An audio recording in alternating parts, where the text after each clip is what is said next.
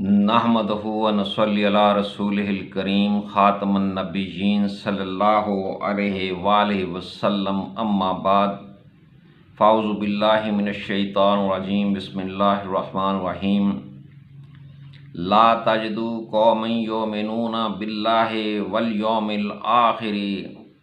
یوادون من حاد اللہ ورسولہ ولو كانوا آباءهم او ابناءهم او اخوانهم او عشیرتهم اولئک كتب في قلوبهم الایمان وأيدهم بروح منه ويدخلهم جنات تجری من تحت الانہار خالدین فیها رضی اللہ عنہم ورضوا عنہ اولئک حزب اللہ الا ان حزب اللہ هم المفلحون صدق اللہ العظیم۔ سامعین محترم، میں نے آپ کے سامنے سورہ مجادلہ کی آیت نمبر 22 تلاوت کی ہے۔ اس کا ترجمہ یہ ہے کہ تم کبھی نہ پاؤ گے جو لوگ اللہ اور آخرت پر ایمان رکھتے ہیں کہ وہ ان لوگوں سے محبت کرتے ہوں جنہوں نے اللہ اور اس کے رسول کی مخالفت کی ہے، خواہ وہ ان کے باپ ہوں یا بیٹے ہوں یا بھائی ہوں یا اہل خاندان ہوں۔ یہ وہ لوگ ہیں جن کے دلوں میں اللہ نے ایمان ثبت کر دیا ہے اور اپنی طرف سے ایک روح کے ساتھ ان کو قوت دی ہے، اور ان کو ایسی جنتوں میں داخل کرے گا جن کے نیچے نہریں بہہ رہی ہوں۔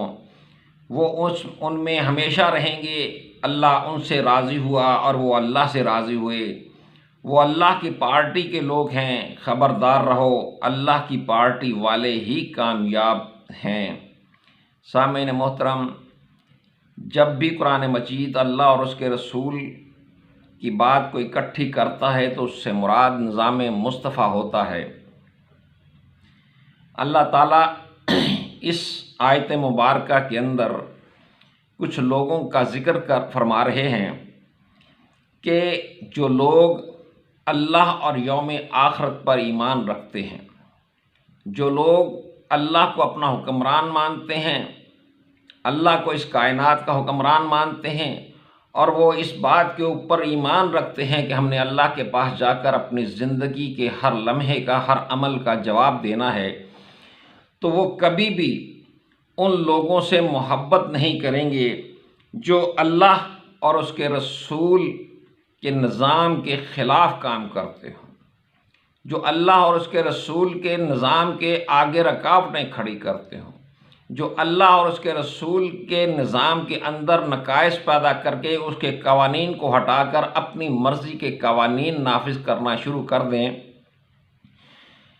اللہ اور آخرت پر ایمان رکھنے والے کبھی ایسے لوگوں کی حمایت نہیں کریں گے، انہیں ووٹ نہیں دیں گے، ان کے ساتھ پارٹی بننے کی کوشش نہیں کریں گے، اپنا گروپ ان کے ساتھ کبھی بھی بنانے کی کوشش نہیں کریں گے،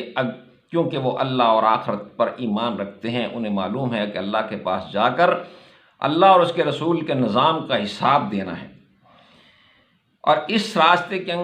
سامنے ان کے باپ بھی آ جائیں، بیٹے آ جائیں، بھائی یا اہل خاندان رکاوٹ کھڑی کر دیں، وہ ان کی بھی پرواہ نہیں کریں گے۔ وہ اللہ اور اس کے رسول کے نظام کی حمایت کے اندر اپنا سارا مال و جان نچھاور کر دیں گے۔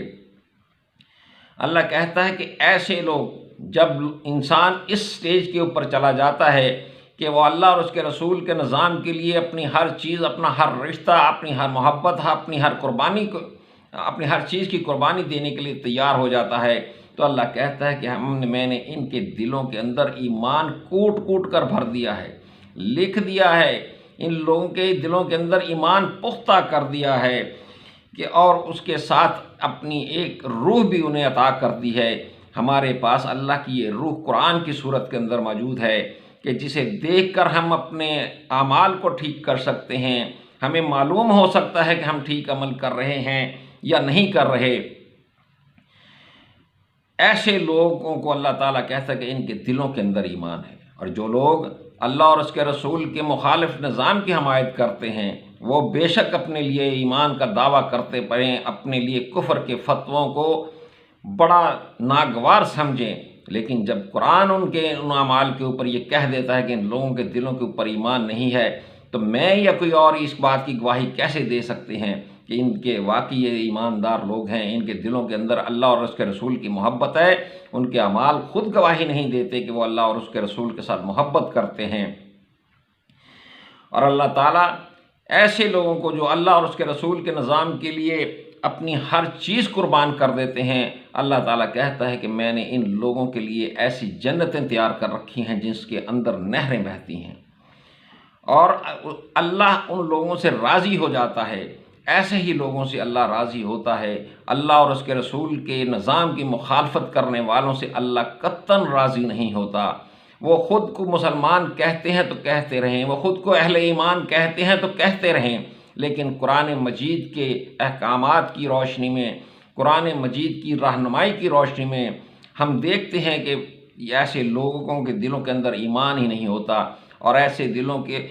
لوگوں کے اوپر اللہ راضی بھی نہیں ہوتا۔ نہ وہ راضی ہوتا ہے، نہ وہ اللہ کے اوپر راضی ہوتا ہے، کیونکہ وہ اللہ کے اوپر راضی اس لیے نہیں ہوتے کہ انہوں نے اللہ اور اللہ کے رسول کے نظام کی مخالفت کی ہوتی ہے۔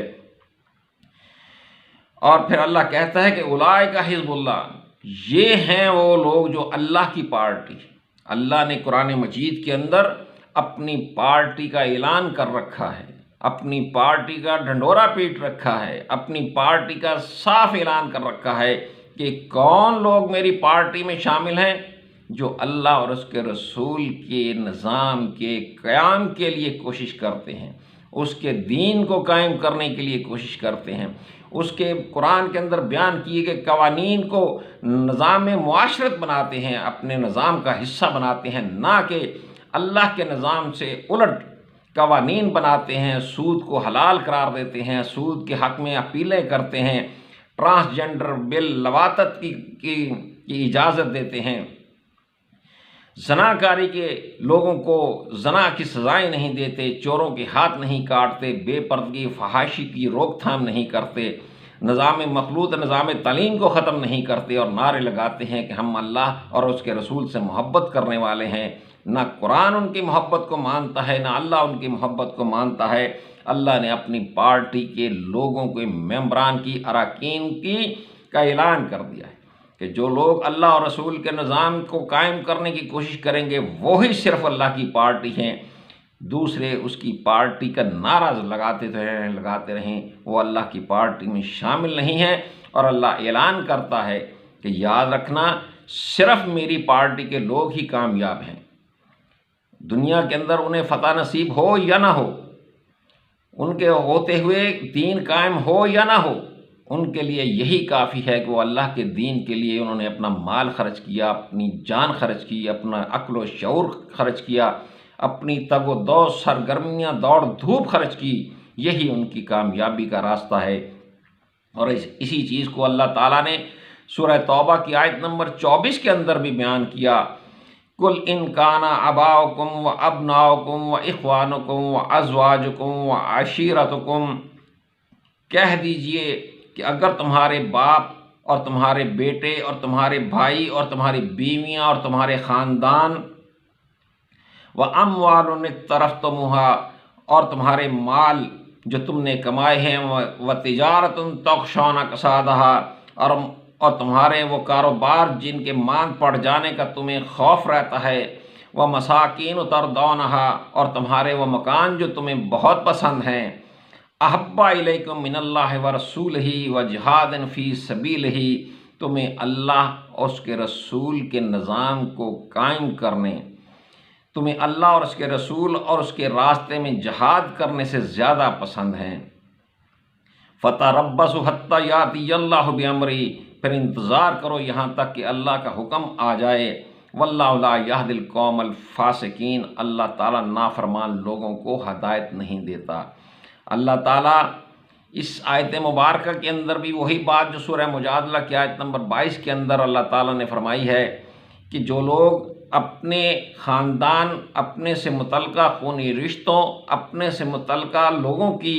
محبت کو اپنے دلوں سے نکال دیتے ہیں، کس لیے؟ تاکہ اللہ اور اس کے رسول کا نظام قائم ہو سکے، اور اپنے مالوں کی محبت اپنے دل سے نکال رکھتے ہیں کہ انسان حرام و حلال کی تمیز کیے بغیر مال اکٹھا کرتا ہے اور اس مال سے اسے بہت محبت ہوتی ہے،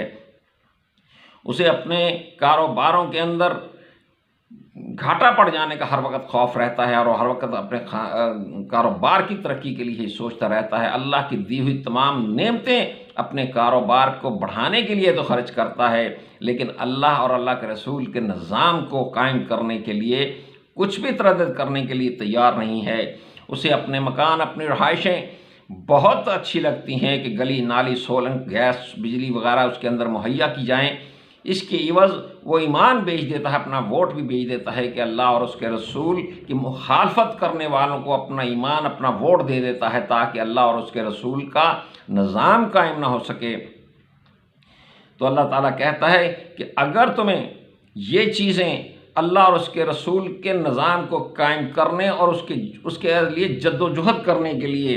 تمہیں یہ چیزیں اول تمہاری ترجیح ہیں، فَتَرَبَّصُوا حَتَّىٰ يَأْتِيَ اللَّهُ بِأَمْرِهِ، بقول ڈاکٹر اسرار صاحب کے کہ وہ کہتے ہیں کہ اللہ کہتا کہ پھر دفع ہو جاؤ جا کے اپنی دنیا کے اندر عیش کرو، اللہ کے حکم کا انتظار کرو، پھر انتظار کرو یہاں تک کہ اللہ کا حکم آ جائے۔ واللہ لا یہدی القوم الفاسقین، اللہ تعالیٰ ایسے نافرمان لوگوں کو دنیاوی مشکلات سے نکلنے کے لیے کوئی راستہ نہیں سجھاتا۔ ہمارے ملک پاکستان کی بھی یہی صورتحال ہو چکی ہے، ہمیں ایک طرف آگ ہے اور دوسری طرف دریا ہے، دونوں طرف ہمیں اپنی موت نظر آتی ہے۔ یہ اس کی صرف ایک وجہ یہ ہے کہ ہمارے دلوں کے اندر ٹیڑھ پیدا ہو چکی ہے، ہم اللہ اور اس کے رسول کے نظام کے لیے کام کرنے کے لیے تیار نہیں، ہم اللہ اور اس کے رسول کے نظام کے لیے اللہ سے تجارت کرنے کے لیے تیار نہیں ہے۔ تجارت کے اندر انسان اپنا مال خرچ کرتا ہے، انسان اپنی محنت خرچ کرتا ہے، عقل و شعور خرچ کرتا ہے، اپنی اہلیت خرچ کرتا ہے، اپنی قابلیت کو خرچ کرتا ہے، اور ہر وقت یہ سوچتا رہتا ہے کہ میں اپنی تجارت کو کس طرح بڑھاوا دوں۔ اور جب اللہ اور اللہ کے رسول نظام مصطفیٰ اس کا ٹارگٹ بن جائے گا تو پھر وہ اپنی مال بھی، اپنی جان بھی، اپنی محنت، سر توڑ کوشش، عقل و شعور، سوچ سمجھ، پلاننگ، ہر چیز اللہ کے نظام کو قائم کرنے کے لیے صرف کر دے گا، اور اسی سے اس کی اللہ کی محبت بڑھ جائے گی اور وہ اللہ کی پارٹی کے اندر شامل ہو جائے گا، وہ ان لوگوں کے اندر شامل ہو جائے گا جن سے اللہ راضی ہو گیا، اور وہ جو اللہ سے راضی ہو گئے وہ اپنی مشکلات کے اوپر صبر کریں گے۔ اللہ تعالیٰ ہم سب کو اللہ اور اس کے رسول کے نظام کو قائم کرنے کے لیے اپنا سارا جان و مال صرف کر دینے کی توفیق عطا فرمائے۔ وما علینا